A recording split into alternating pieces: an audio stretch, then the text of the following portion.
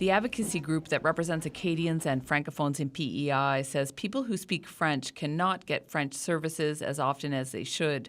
The group says the French Services Act guarantees certain services will be provided in French, but that doesn't always happen.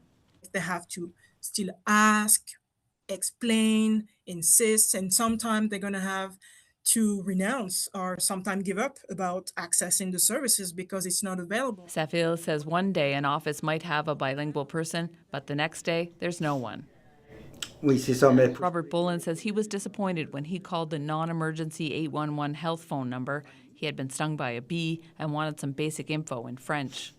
The service wasn't available at the moment, so I maybe waited 2.5 hours before someone returned a call to tell me that there would be no one in to offer a French service today. Not only did I have to wait for it, but it never came.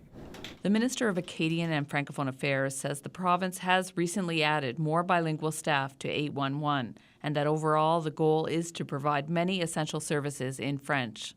Also, we did major improvements in the 811, and we will continue to listen to islanders that have complaints on that service and to make sure that their needs are addressed. But we really feel that we've made huge progress. Advocates say services have gotten better in the last decade, but there have been a number of complaints about 811 and 211 phone lines and other offices. United Way operates the 211 phone line and says it's tough to find bilingual staff.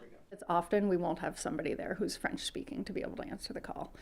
We would love that to be the case, where it's always a top priority, but it's not necessarily a guarantee. The province says it's prioritized education, health, and justice services, and it offers translation when bilingual staff aren't available. It's not the service you were expecting. SAF'Ile wants to make sure people who need to speak French get to. They hope to meet with the government soon to ask for improvements. Laura Meader, CBC News, Charlottetown.